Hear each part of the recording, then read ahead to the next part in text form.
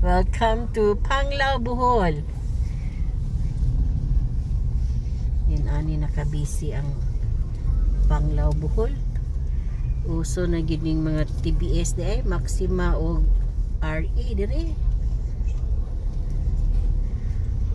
Dako agayog mga kuan dira ay mga naka-running na mga Texas Sharog di mo hapiton mapit ang client na.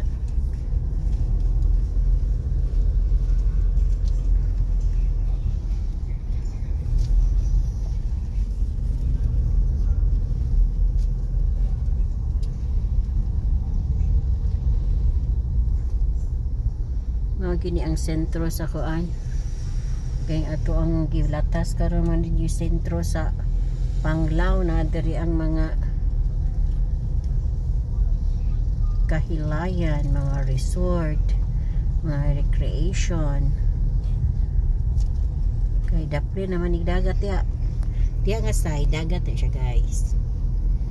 So mo nang daghan ti nagatukod ng mga villas,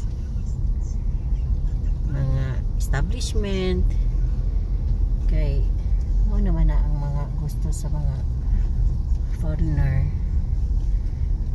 ug nano naman ng Bohol na second place of tourism ang Bohol. Grabe lagi. First. First ba? So liman ka ang Bohol ginadayog maayo. Kada ra ba kung alunahan kay ikuana iayos gid ng aluna kanang iyang beach line bitaw. Butangan og murag firewall. Seawall.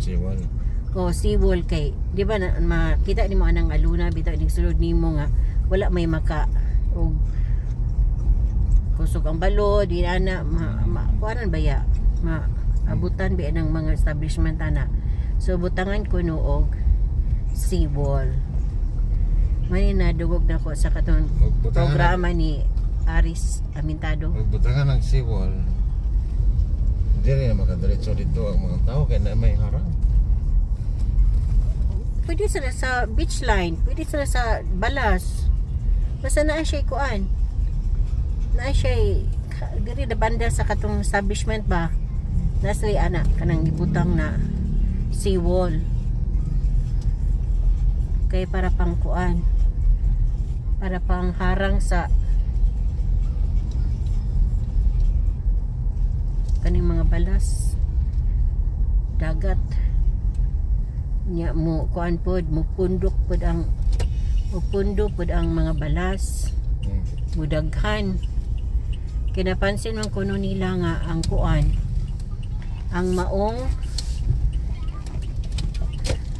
maong kuan aluna beach line kay nagkahilis ang balas. Okay guys, so naata sa Kukumanggo guys mo bisita ta sa atong kaparentihan.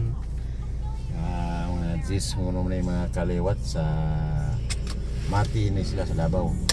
So ang kaliwat yun nila nakaistorya na ko ang mismong tagiani para Maribohok. So kadugo yun na to. So okay, let's go. Sulod na ta. Kaya may inquire ta o kung sa mga maayohon dito. Okay.